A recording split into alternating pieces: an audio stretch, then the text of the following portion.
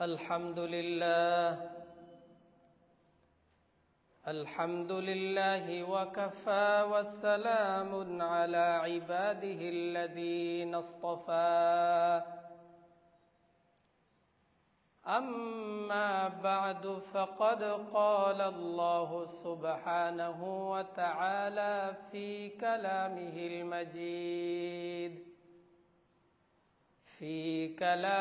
المجيد وفي فرقانه الحميد.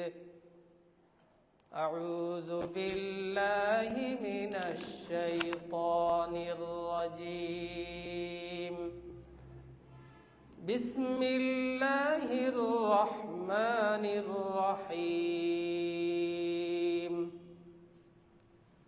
إن الذين آمنوا وعملوا الصالحات كانت لهم جنات الفردوس نزلا خالدين فيها لا يبغون عنها حولا. قل لو كان البحر مدادا لكلمات ربي لنفد البحر قبل أن تنفد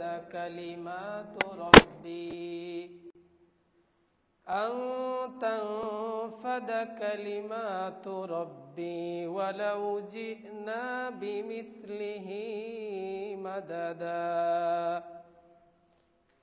وقال رسول الله صلى الله عليه وسلم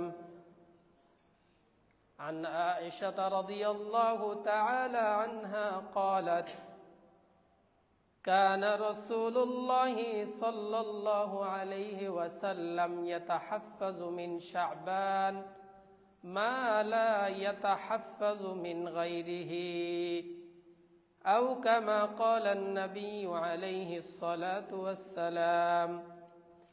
وقال تعالى في شان حبيبه مخبرا وآمرا: إن الله وملائكته يصلون على النبي يا أيها الذين آمنوا صلوا عليه وسلموا تسليما।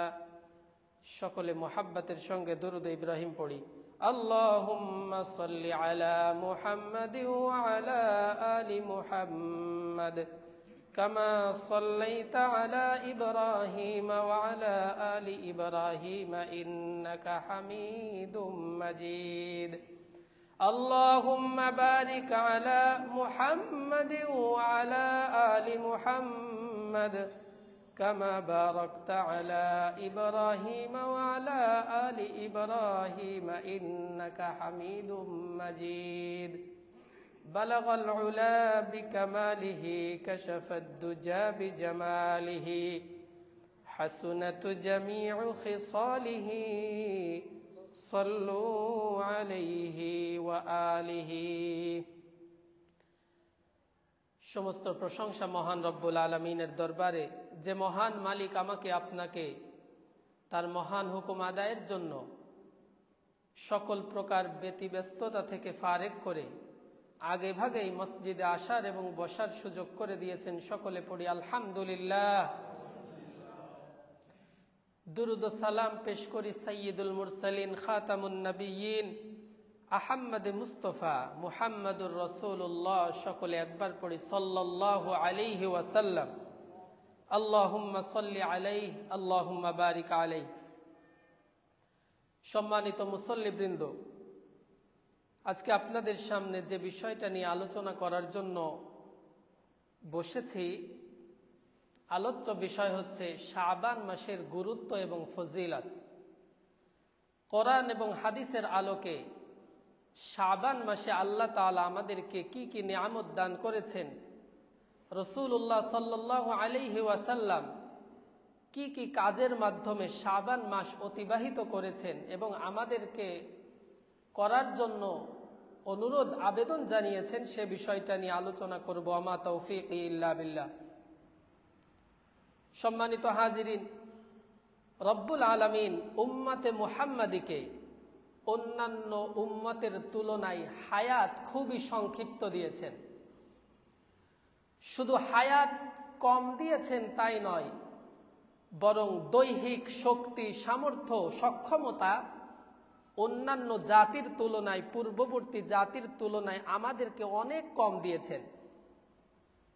কোরআন এবং হাদিসে আদ, সামুদ, বিভিন্ন গোত্রের কথা আল্লাহ তাআলা আলোচনা করেছেন।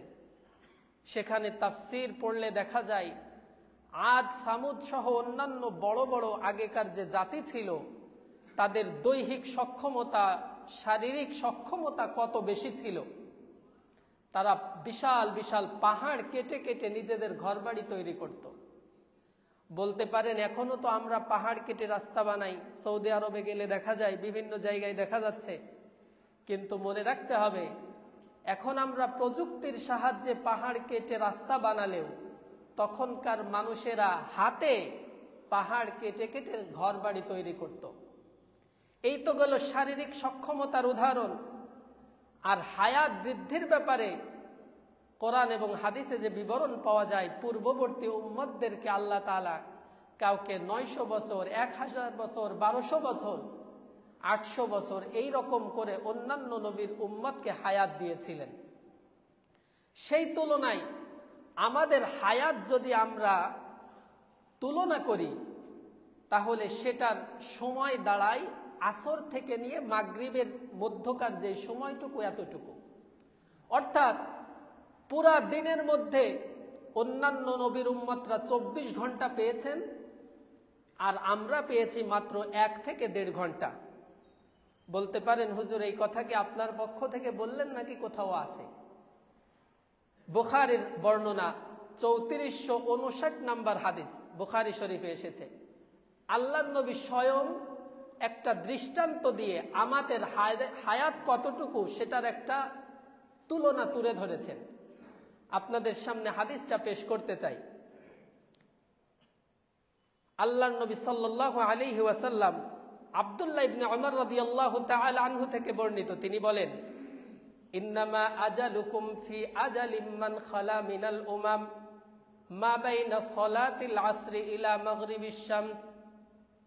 আল্লাহর নবী সাল্লাল্লাহু আলাইহি ওয়াসাল্লাম দীর্ঘ একটা হাদিস বর্ণনা করার পরে এক পর্যায়ে গিয়েছে উম্মতদেরকে জানিয়ে দিচ্ছেন, ও আমার উম্মত শুনে রাখো, পূর্ববর্তী যে সমস্ত উম্মতরা অতিবাহিত হয়ে গেছে ওই সমস্ত উম্মতের তুলনায় তোমাদেরকে যে হায়াত দেয়া হয়েছে, সময় দেয়া হয়েছে, সেটার পরিমাণ হলো মা বাইনা সলাতিল আসরি ইলা মাগরিবিশ শামস, আসরের নামাজ থেকে নিয়ে সূর্যাস্ত পর্যন্ত যতটুকু সময় উম্মতে মুহাম্মাদীকে এত সংক্ষিপ্ত এবং ছোট একটা হায়াত দেয়া হয়েছে। আল্লাহু আকবার।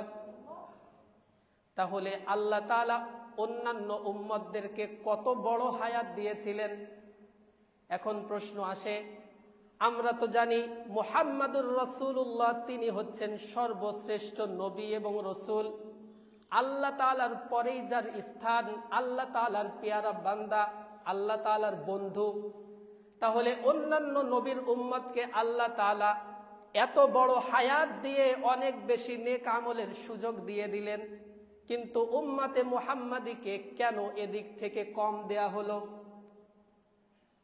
আমার কাছের কোনো মানুষকে তো আমি সুযোগ সুবিধা বেশি দিব, কিন্তু এক্ষেত্রে দেখা যাচ্ছে উম্মতে মুহাম্মাদী মুহাম্মাদুর রাসূলুল্লাহর উম্মত হওয়া সত্ত্বেও এদিক থেকে তাদের হায়াত সব থেকে বেশি হওয়ার দরকার ছিল, কিন্তু দেয়া হয়েছে খুবই কম।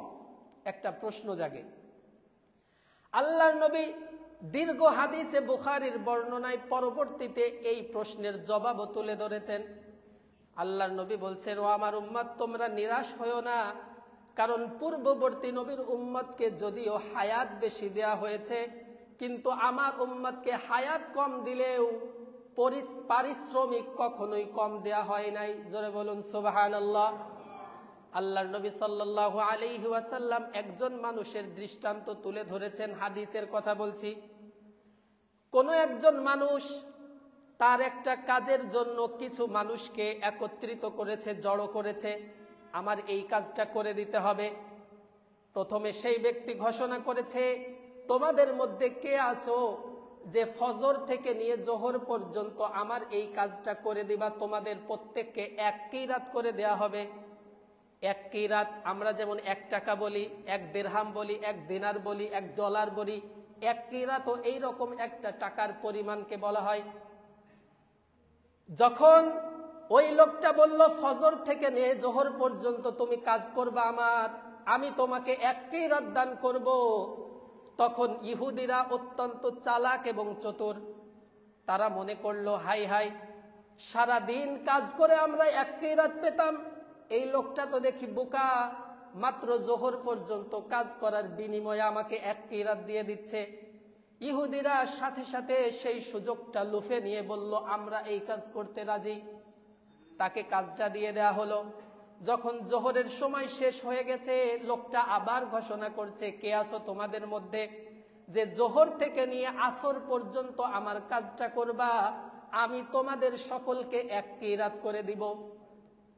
এবার মুসলমানের তুলনায় খ্রিস্টানরা একটু অগ্রগামী, তারা সংখ্যায়ও বেশি, তারা সাথে সাথে সুযোগটা লুফে নিয়ে বলল এই কাজ করতে আমরা রাজি। তাদেরকেও জোহর থেকে নিয়ে আসর পর্যন্ত কাজ করার বিনিময়ে এক কিরাত করে দিয়ে দিল।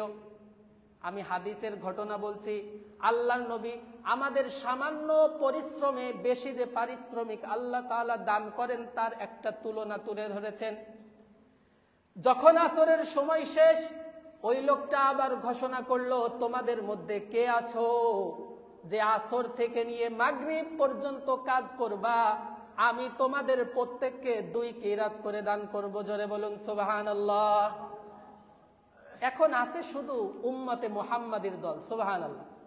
আল্লাহর নবী জবাব দিয়ে দেয়, ওই মানুষগুলো যারা আসর থেকে নিয়ে মাগরিব পর্যন্ত কাজ করে 2 কিরাত পাবে, তারা আর কেউ নয়, তারা হলো আমার উম্মত। জোরে বলুন সুবহানাল্লাহ।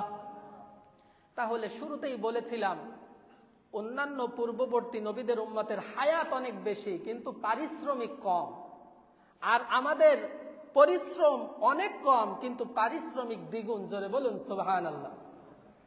সম্মানিত হাজিরিন, এখন একটা প্রশ্ন, একজন মানুষ মনে করেন আপনি কামলা হিসাবে নিয়েছেন কাজের জন্য, সারাদিন যদি তাকে ভাড়া করেন, তাহলে সে যদি মাঝে মধ্যে একটু বিশ্রাম করে, আপনার তেমন কোনো কষ্ট লাগে না যে না বেচারা সারাদিন কাজ করবে তো কিছুক্ষণ একটু বিশ্রাম তো করতেই পারে।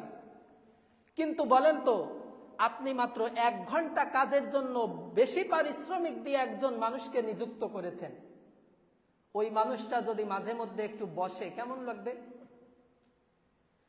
আপনি খুবই অল্প সময়ের জন্য তাকে ভাড়া করেছেন, তাকে পারিশ্রমিক দিচ্ছেন দ্বিগুণ, কিন্তু ওই মানুষটাকে যদি আপনি বসে থাকতে দেখেন, আপনার দায়িত্ব পালন করতে না দেখেন, আপনার কষ্ট লাগবে কি লাগবে না? এজন্য সতর্ক থাকতে হবে। মাওলা আমাদেরকে দয়া করে অনুগ্রহ করে পরিশ্রম কম দিয়েছেন, হায়াত কম দিয়েছেন, বিনিময়ে পারিশ্রমিক বেশি দিয়েছেন, সওয়াব বেশি দিয়েছেন, কিন্তু এই সামান্য সময়ের মধ্যে যদি আমরা গাফলতি করি, আল্লাহকে ভুলে থাকি, আল্লাহ কিন্তু কষ্ট পাইবেন। হাদিস এখনো শেষ হয় নাই। আল্লাহর নবী সাল্লাল্লাহু আলাইহি ওয়াসাল্লাম বলেন, এই যে আমি দৃষ্টান্ত দিলাম ইহুদি, নাসারা এবং মুসলমানদের, যখন এই রকম একটা বন্টন হয়ে গেল, ইহুদি এবং নাসারারা, ফাগাযাবাতিল ইয়াহুদু ওয়ান নাসারা, ইহুদি নাসারারা ক্ষোভ প্রকাশ করে বলল, কি ব্যাপার, আমরা জোহর থেকে নিয়ে আসর পর্যন্ত কেউ কাজ করেছি, আবার কেউ ফজর থেকে নিয়ে জোহর পর্যন্ত দীর্ঘক্ষণ কাজ করেছি, আমাদেরকে তুমি দিলেন 1 কিরাত করে, আর আসর থেকে নিয়ে মাগরিব পর্যন্ত সামান্য একটা সময় কাজ করলো তাকে দিলা 2 কিরাত। নাহনু আকসারু আমালা ওয়া আকাল্লু আতাআ, আমরা কাজ করলাম বেশি কিন্তু পারিশ্রমিক পেলাম কম, এটা কিভাবে হলো? আল্লাহ তাআলা জবাব দিয়ে দেয়, নবী বলছেন, আল্লাহ তাআলা বলছেন, হাল যালামতুকুম মিন হাক্কিকুম শাইআ, ও ইহুদি এবং নাসারার দল, তোমরা বলো আমি কি তোমাদের উপর কোনো জুলুম করেছি? আমি যখন তোমাদেরকে সুযোগ দিয়েছিলাম ফজর থেকে নিয়ে জোহর পর্যন্ত কে কাজ করতে রাজি আছো, তোমরা নিজেরাই নিজেদের ভাগ্য গ্রহণ করে নিয়েছো, নিজেরাই তো হাত তুলে আগে দাবি করেছো, আমি তো তোমাদের উপর চাপায়া দেই নাই, বরং তোমরা নিজেরাই নিজেদের ভালো বুঝে সেটা গ্রহণ করে নিয়েছো। কিন্তু আমি আমার উম্মতে মুহাম্মাদীকে আসর থেকে নিয়ে মাগরিব পর্যন্ত কাজ করার জন্য যে 2 কেরাত দিচ্ছি, এটা হলো ইন্নাহু মিন ফাদলি, এটা আমার বিশেষ দয়া এবং অনুগ্রহ। উতিতুহু মান আশা, আমি যাকে ইচ্ছা আমার এই অনুগ্রহ দান করতে পারি। সুবহানাল্লাহ। তাহলে আল্লাহ তাআলা আমাদেরকে কত দয়া করে, মহব্বত করে সামান্য পরিশ্রমে অসামান্য পারিশ্রমিকের ব্যবস্থা করে দিয়েছেন। সুবহানাল্লাহ। কিন্তু সাথে সাথে মনে রাখা দরকার, সামান্য সময়ের জন্য যেহেতু আমরা নিযুক্ত হয়েছি, এই সামান্য সময়ের মধ্যে কোনো প্রকার গাফলতি করা চলবে না। যদি আমি গাফলতির মধ্যে কাটায়া দিই, আল্লাহ তাআলা আমার প্রতি সব থেকে বেশি রাগান্বিত হবেন। সম্মানিত হাজিরিন, বলছিলাম শাবান মাসের গুরুত্ব এবং ফজিলত। আনাস রাদিয়াল্লাহু তাআলা আনহু থেকে বর্ণিত, আয়েশা রাদিয়াল্লাহু তাআলা আনহা থেকে একই হাদিস আছে। আল্লাহর নবী সাল্লাল্লাহু আলাইহি ওয়াসাল্লাম, কানা রাসূলুল্লাহ সাল্লাল্লাহু আলাইহি ওয়াসাল্লাম ইয়াতাহাফফাজু মিন শাবান মা লা ইয়াতাহাফফাজু মিন গায়রিহি। আয়েশা সিদ্দিকা রাদিয়াল্লাহু তাআলা আনহা বলেন, আল্লাহর নবী শাবান মাসকে এত বেশি গুরুত্ব দিয়েছেন, এত বেশি গুরুত্ব দিয়েছেন, রমজানের পরে অন্য কোন মাসকে আল্লাহর নবী ইবাদতের ক্ষেত্রে এত বেশি গুরুত্ব দেন নাই। আনাস রাদিয়াল্লাহু তাআলা আনহু বলেন, আমি একদিন আল্লাহর নবী সাল্লাল্লাহু আলাইহি ওয়াসাল্লামকে জিজ্ঞেস করলাম, ইয়া রাসূলুল্লাহ, ইয়া হাবিবাল্লাহ, লাম আরাকা তাসুমু মিন শাহরিল শুহুম মা তাসুমু মিন শাবান। হে আল্লাহর নবী, আপনি রমজান মাসের পরে সব থেকে বেশি নফল রোজা যেই মাসে রাখেন সেটার নাম হলো শাবান। আপনি কেন শাবান মাসে এত বেশি রোজা রাখেন আমাদেরকে একটু বলবেন কি? আল্লাহর নবী সাল্লাল্লাহু আলাইহি ওয়াসাল্লাম শাবান মাসকে গুরুত্ব দেওয়ার 2টা কারণ বলেছেন। কয়টা কারণ একটু কথা বলেন? 2টা কারণ। 1 নাম্বার কারণ, আল্লাহর নবী জবাবে বলেন, যাকা শাহরুন ইয়াগফুলুন নাসু আনহু মিন রজব ওয়া শাবান। ও আনাস, শুনে রাখো, আমি শাবান মাসকে ইবাদতের জন্য এত বেশি গুরুত্ব দেওয়ার কারণ হলো, এই মাসটা এমন একটা মাস যেই মাস সবাই গাফলতির মধ্যে কাটায়। জোরে বলুন নাউযুবিল্লাহ। বলতে পারেন, হুজুর, শাবান মাসে কি এমন গাফলতি আমাদের মধ্যে ভর করে, আমরা তো বুঝলাম না। আমি আপনাদেরকে বোঝায় দিচ্ছি, ইসলামের পূর্ব যুগে রজব মাসকে তারা জাহেলি যুগেও গুরুত্ব আরোপ করত। রজব মাস যেহেতু হারাম মাসের অন্তর্ভুক্ত, সম্মানিত 4 মাসের অন্তর্ভুক্ত, এই জন্য রজব মাসের সম্মানে তারা কোনো যুদ্ধ বিগ্রহ করত না, চুরি ডাকাতি কিছুই করত না। আল্লাহর সন্তুষ্টির জন্য তাদের ধর্মে যা ছিল সেগুলো বেশি বেশি করার চেষ্টা করত। রজবের পরের মাস হলো শাবান। ইসলাম যখন আসলো, আল্লাহর নবীর উপর যখন ওহী অবতীর্ণ হওয়া শুরু হয়ে গেল, তখন মুসলমানরা রমজান নিয়ে খুব বেশি আগ্রহী ছিল। রমজানে অনেক বেশি ইবাদত করবে, অনেক বেশি সওয়াব কামাবে। কিন্তু মাঝখানে শাবান মাস এমন একটা মাস, এই মাসের বাড়তি কোনো গুরুত্ব এবং ফজিলত না বর্ণনা থাকার কারণে সবাই উদাসীনতার মধ্যে কাটায়া দেয়। ইসলাম পূর্ব যুগে রজব মাস নিয়ে টানাটানি কাড়াকাড়ি ছিল, ইসলাম আসার পরে রমজান মাস নিয়ে খুব মাতামাতি। মাঝখানে শাবান মাসে কেউ কোনো ইবাদত করতে চায় না। এই জন্য আমি চাই আমার উম্মতকে যেহেতু খুবই সামান্য হায়াত দেয়া হয়েছে, এই সামান্য হায়াত যেন আমার উম্মত গাফলতির মধ্যে না কাটায়। এই জন্য আমি নবী মুহাম্মদ শাবান মাসে সব থেকে বেশি ইবাদত করি, যেন আমার উম্মতরাও শাবানে বেশি বেশি ইবাদত করতে পারে। জোরে বলুন সুবহানাল্লাহ। 1 নাম্বার কারণ, শাবান মাস মানুষ গাফলতির মধ্যে কাটায়। আল্লাহর নবী চান নাই মানুষ গাফলতির মধ্যে কাটাক, এই জন্য নিজে আমল করে দেখিয়ে দিয়েছেন যাতে উম্মত আমল করে। 2 নাম্বার, আনাস রাদিয়াল্লাহু তাআলা আনহুকে লক্ষ্য করে বললেন, ওয়া হুয়া শাহরুন তুরাফু ফীহিল আমালু ইলা রাব্বিল আলামিন। ও আনাস, শুনে রাখো, আমি শাবান মাসে বেশি বেশি ইবাদত করি, এর কারণ হলো শাবান মাসে বান্দার আমল আল্লাহর দরবারে পেশ করা হয়। জোরে বলুন সুবহানাল্লাহ। আপনারা জেনে থাকবেন, একজন বান্দার আমল, বান্দার রিপোর্ট, আমল নামা আল্লাহর দরবারে 3 ভাবে পেশ করা হয়। 1 নাম্বার হলো দৈনন্দিন রিপোর্ট পেশ করা হয়। আপনি সারা দিন যে আমল করলেন, সূর্যাস্তের পরে একদল ফেরেশতা তাদের ডিউটি পালন করে আসমানে চলে যায়, আপনার সারা দিনের সমস্ত আমল আল্লাহর দরবারে পেশ করে। মাগরিবের পরে আরেক দল ফেরেশতা নেমে আসে, কোন বর্ণনায় আছে সূর্যাস্তের আগে পরে। ওই ফেরেশতার কাজ সারা রাত আপনি যে ইবাদত বন্দেগী করেছেন সব কিছু নিয়ে ফজরের পরে আবার জমা দেয়। এটা হলো প্রতিদিন দৈনন্দিন একটা রিপোর্ট আল্লাহর কাছে জমা দেওয়া হয়। আরেকটা হাদিসের মধ্যে আল্লাহর নবী বলেছেন সাপ্তাহিকভাবে বান্দার আমল আল্লাহর দরবারে পেশ করা হয়। ইয়াউমুল ইসনাইন ওয়া ইয়াউমুল খামিস, সোমবার এবং বৃহস্পতিবারে বান্দার সাপ্তাহিক আমল আল্লাহর দরবারে পেশ করা হয়। আরেকটা হলো বান্দার বাৎসরিক আমল নামা আল্লাহর দরবারে পেশ করা হয়। বাৎসরিক রিপোর্ট যেই মাসে পেশ করা হয় সেই মাসটার নাম হলো শাবান। সুবহানাল্লাহ। শাবান মাসে আমার আপনার যাবতীয় সমস্ত বাৎসরিক আমল আল্লাহর দরবারে পেশ করা হয়। ওগো আল্লাহর রাসূল, আপনি কেন শাবান মাস বেশি ইবাদতের মধ্যে কাটান? আল্লাহর নবী বললেন এই মাসে আমার রিপোর্ট, বাৎসরিক রিপোর্ট আল্লাহর দরবারে পেশ করা হবে। ফাউহিব্বু আন ইউরফা আমালি ওয়া আনা সাইম, যেহেতু বাৎসরিক ভাবে আমার রিপোর্ট শাবান মাসে পেশ করা হবে, এই জন্য আমি চাই শাবান মাসে যখন আমার রিপোর্ট আল্লাহর দরবারে পেশ করা হবে তখন আমি যেন রোজাদার হিসেবে থাকতে পারি। জোরে বলুন সুবহানাল্লাহ। আমার আপনার খাতাটা আল্লাহর দরবারে পেশ করা হচ্ছে, আল্লাহ আমার নাম পড়েই আমার দিকে তাকায়ে রহমতের নজরে তাকায়ে দেখতেছেন আমি রোজাদার। সুবহানাল্লাহ। বলেন তো মহব্বত কতটা বেড়ে যাবে। এজন্য আমি চাই আল্লাহর দরবারে আমার রিপোর্টটা যখন পৌঁছবে আমি যেন তখন রোজাদার হিসেবে থাকতে পারি। সুবহানাল্লাহ। এই জন্য আল্লাহর নবী সাল্লাল্লাহু আলাইহি ওয়াসাল্লাম রমজান মাসে যত ধরনের নেক আমল করতেন সব থেকে বেশি নেক আমল করতেন রোজার মাধ্যমে। সুবহানাল্লাহ। এই তো গেল আল্লাহর নবী সাল্লাল্লাহু আলাইহি ওয়াসাল্লাম শাবান মাসে বেশি আমল করার দুইটা কারণ।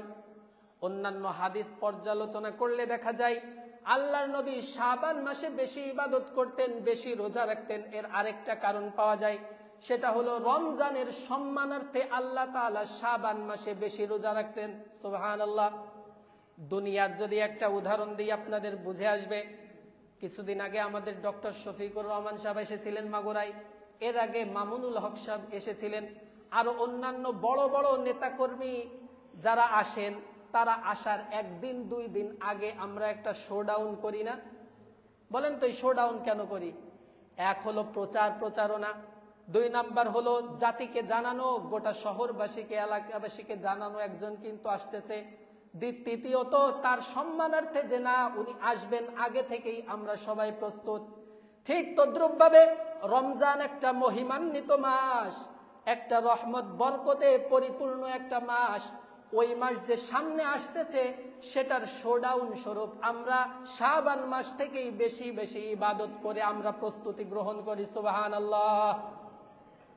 সম্মানিত হাজিরিন, এছাড়াও আল্লাহর নবী সাল্লাল্লাহু আলাইহি ওয়াসাল্লাম আমাদেরকে আরেকটা কারণও জানিয়েছেন শাবান মাস কেন এত গুরুত্বপূর্ণ। আল্লাহর নবী সাল্লাল্লাহু আলাইহি ওয়াসাল্লাম বলেন শাবান মাসে প্রত্যেক বছরে যারা ইন্তেকাল করবে শাবান মাসে তাদের তালিকা আল্লাহ রাব্বুল আলামিন মালাকুল মউত আজরাইল ফেরেশতার হাতে তুলে দেন। এই শাবান থেকে নিয়ে সামনে শাবান পর্যন্ত যত মানুষ ইন্তেকাল করবে, পৃথিবী থেকে বিদায় গ্রহণ করবে, সবার তালিকা একবারে মালাকুল মউতের কাছে আল্লাহ তাআলা ধরায় দেন। এই যে লিস্ট, এই লিস্টে যারা যারা নাম আছে এই মানুষগুলো এই বছরের মধ্যে ইন্তেকাল করবে। আল্লাহর নবী সাল্লাল্লাহু আলাইহি ওয়াসাল্লাম বলেন ইন্নাল্লাহা ইয়াকতুবু আলা কুল্লি নাফসিন মাইয়িতিন তিলকাস সানা। ওই বছরে যত মানুষ আল্লাহর দরবারে আল্লাহর ডাকে সাড়া দিয়ে চলে যাবে সব মানুষের তালিকা আল্লাহ রাব্বুল আলামিন মালাকুল মউত ফেরেশতার হাতে তুলে দেন। যেহেতু আমাকেও একদিন মরতে হবে, আল্লাহর নবী বলছেন যেহেতু আমাকেও একদিন মরতে হবে, আমাকে বিদায় গ্রহণ করতে হবে, সুতরাং আমি চাই আমি যেই বছরে বিদায় গ্রহণ করলাম আমার তালিকাটা যখন আসবে ওই তালিকায় যখন আমার নাম চলে আসবে আমি যেন তখন রোজাদার অবস্থায় থাকি। জোরে বলুন সুবহানাল্লাহ। একজন মানুষ জানি না তার খাতেমা বিল খায়ের কি হবে। একজন মানুষ সারা জীবন ভালো কাজ করেছে কিন্তু তার কপাল ভাগ্যে যদি এমনটা লেখা থাকে যে শেষকালে তার ঈমান নসিব হবে না, বলেন তো সারা জীবনের আমল কোনো কাজে আসবে কি? সারা জীবনের কোনো আমল কাজে আসবে না। পক্ষান্তরে আরেকজন মানুষ তেমন কোনো নেক আমল করে নাই, কিন্তু আল্লাহ তাআলা তার উপর কোনো কারণে অনুগ্রহ করেছেন, দয়া করেছেন, ওই ব্যক্তির খাতেমা বিল খাইর, সর্বশেষ আমল আল্লাহর কাছে পছন্দনীয় হয়ে কালেমা পড়তে পড়তে মৃত্যুবরণ করে। আল্লাহর নবী সাল্লাল্লাহু আলাইহি ওয়াসাল্লাম আশাবাদ ব্যক্ত করেছেন, আমার নামটা যখন তালিকার মধ্যে আসবে, আমি যদি রোজাদার অবস্থায় থাকি, আল্লাহ তাআলা হয়তো আমাকে কালিমা সহ ইন্তেকাল দান করবেন। জোরে বলুন সুবহানাল্লাহ। সম্মানিত হাজিরিন, আমরা 4টা কারণ পাইলাম শাবান মাসে বেশি বেশি ইবাদত করার। 1 নাম্বার কারণ হলো শাবান মাস সবাই গাফলতির মধ্যে কাটায়, রমজান আসতেছে রমজান আসতেছে রমজান আসতেছে, কিন্তু শাবান মাসেও যে আমার ইবাদত করার দরকার এটা ভুলে যায়। 2 নাম্বার কারণ হলো শাবান মাসে আল্লাহ তাআলার দরবারে বান্দার বাৎসরিক রিপোর্ট পেশ করা হয়। যখন আমার রিপোর্টটা পেশ করা হবে, আমি যেন রোজাদার অবস্থায় থাকতে পারি, আল্লাহ যেন আমার দিকে রহমতের নজর দান করেন। 3 নাম্বার, রমজানের সম্মানার্থে আল্লাহর নবী সাল্লাল্লাহু আলাইহি ওয়াসাল্লাম শাবানে বেশি বেশি রোজা রাখতেন। 4 নাম্বার, শাবান মাসে মৃত্যু ব্যক্তিদের তালিকা মালাকুল মউতের হাতে দেয়া হয়। আমাকেও আপনাকেও যেহেতু মৃত্যুবরণ করতে হবে, তালিকাটা আসার পরে আল্লাহ যখন আমার দিকে রহমতের দৃষ্টিতে তাকাবেন, তখন যেন আমাকে রোজাদার হিসেবে পান। জোরে বলুন সুবহানাল্লাহ। সম্মানিত হাজিরিন, আমাদের মধ্যে একটা সমস্যা, একটা আরবিতে প্রবাদ আছে, আল ইনসানু হারিসুন ফিমা মুনিআ। মানুষকে যেই কাজে যত বেশি নিষেধ করা হয়, মানুষ ওই কাজ তত বেশি আগ্রহের সাথে পালন করে, ঠিক কিনা? কতবার বলেছি রজব মাসে নির্ধারিত কোনো রোজা নাই, তারপরেও কিছু মানুষ মা বোনেরা রাখে কি রাখে না। কিন্তু এই শাবান মাসের এত গুরুত্ব, এত ফজিলত বর্ণনা করে পরেও শাবান মাসে কয়জন মানুষ রোজা রাখে একটু খুঁজে দেখেন। আমাদের প্রত্যেকের উচিত হাদিসে প্রমাণিত যে ফজিলতপূর্ণ দিবসগুলো আছে, যে মাসগুলো আছে, সেগুলোতে বেশি বেশি ইবাদত করা। কারণ আল্লাহ তাআলা আমাকে আপনাকে হায়াত দিয়েছেন আসর থেকে মাগরিব পর্যন্ত। এই সামান্য একটা হায়াতে রব্বুল আলামিন আমাকে দ্বিগুণ অসংখ্য অগণিত সওয়াবের ভাগীদারি করবেন যদি আমরা সেটা কাজে লাগাই। এখন বলেন, সামনে আমাদের একটা দিবস আছে, সামনে জুমাতে আলোচনা হবে, শবে বরাত। শবে বরাতে একটা রোজা আছে, মুস্তাহাব রোজা। এখন আমার কথা হচ্ছে, এই মুস্তাহাব নিয়ে অনেকের মধ্যে মতানৈক্য আছে। কেউ আপনাকে বলবে যে না, এটা রাখার দরকার নাই। আরে ভাই, রাখার যদি দরকার হতো তাহলে তো ফরজ হইতো। শব্দের মধ্যেই তো আছে এটা মুস্তাহাব। মুস্তাহাব মানে কি? আপনি রাখলে সওয়াব পাইবেন, না রাখলে আপনার কোনো গুনাহ নাই। আমরা তো বলি না যে এই রোজা রাখা ফরজ, এই রোজা রাখা ওয়াজিব। ওই শব্দ যদি ব্যবহার করতাম তখন আপনি মতানৈক্য করতে পারতেন। ওই হাদিস বাদ রাখলাম, কিন্তু আল্লাহর নবীর এই যে 4 থেকে 5টা হাদিস বর্ণনা করে আপনাদেরকে শোনালাম যে আল্লাহর নবী শাবান মাসে এত বেশি রোজা রাখছেন, অন্য কোনো মাসে রোজা রাখেন না এত বেশি। তাহলে এই হাদিসের আমল আমরা কোথায় করি? এজন্য আমাদের প্রত্যেকের উচিত শাবানে আমাদের আমলের পরিধি বাড়ানো। একটা মজার বিষয় বলি, শাবান মাসের নাম কেন শাবান করা হয়েছে? শাবান শব্দের উৎপত্তি হয়েছে শাবুন থেকে, শিন আইন বা। এই শাবুন শব্দের শাব্দিক অর্থ হলো বিস্তৃতি, শাখা প্রশাখা গজানো, ছড়ানো ছিটানো। শাবান মাসের শাব্দিক অর্থ কি? বিস্তৃতি, শাখা প্রশাখা গজানো, ছড়ানো ছিটানো। তাহলে এই অর্থ দিয়ে শাবান মাসের নাম কেন করণ করেন? আল্লাহ নবী সাল্লাল্লাহু আলাইহি ওয়াসাল্লামের হাদিসের ব্যাখ্যায় মুহাদ্দিসিনে কেরাম লিখেছেন যে যেই সমস্ত আল্লাহর বান্দারা আসলেই মুমিন বান্দা, খাঁটি বান্দা, রমজানে যারা বেশি ইবাদতের নিয়ত করে আছে, আল্লাহর ওই সমস্ত পেয়ারা বান্দারা রমজানের যে আমলগুলো করবে ওইগুলোর প্র্যাকটিস শুরু করে এই শাবান মাসে।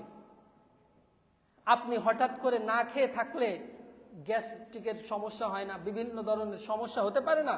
সারা বছর আপনি এক গতিতে চলেছেন, হঠাৎ করে রমজানে যদি আপনি রোজা রাখা শুরু করেন, আপনার বিভিন্ন সমস্যা দেখা দিতে পারে। কিন্তু আপনি তো ইমানদার, আপনি নিয়ত করে আছেন আমি 30টা রোজা ইনশাআল্লাহ রাখবই রাখবো। আপনি যদি এই নিয়ত করে থাকেন, আপনার উচিত ওইটার প্র্যাকটিস স্বরূপ শাবানেও 2-4টা রোজা রাখা, যাতে করে আমার রমজানে গিয়ে কষ্ট অনুভূত না হয়, আমি যেন প্র্যাকটিসের মধ্যে থাকতে পারি, আমার জন্য যেন সহজ হয়, ইজি হয়। শুধু তাই নয়, সারা বছর আমার তাহাজ্জুদ পড়ার সুযোগ হয় না, কিন্তু রমজানে আল্লাহ তাআলা এমন একটা ব্যবস্থা করেছেন, অটোমেটিক তাহাজ্জুদের সময় আপনাকে উঠতেই হয়। তো আপনি যেহেতু তাহাজ্জুদ পড়বেন, তো তাহাজ্জুদ পড়ার সময় কোরআন তেলাওয়াত করবেন, জিকির আজকার করবেন। তো শাবান মাসেও আপনি একটু একটু প্র্যাকটিস করেন। কোরআন তেলাওয়াত সারা বছর করি নাই, ভুলে গেছি কিনা, আগে 1 পৃষ্ঠা 2 মিনিট 5 মিনিটে পড়তে পারতাম, এখন দেখি 1 পৃষ্ঠা নিয়ে 5 মিনিট 10 মিনিট লেগে যাচ্ছে। এই যে আপনার ধীর গতি চলে আসছে, রমজানে তো আপনি বেশি কামাই করবেন, তাহলে আগের থেকে এটা প্র্যাকটিসের মধ্যে নিয়ে আসেন। যেহেতু আল্লাহর খাঁটি বান্দারা রমজানের ইবাদতগুলো শাবানেই চর্চা শুরু করে, তার ইবাদতের শাখা প্রশাখা বিস্তৃতি করতে থাকে, এই জন্যই শাবান মাসের নামকরণ করা হয়েছে শাবান। জোরে বলুন সুবহানাল্লাহ।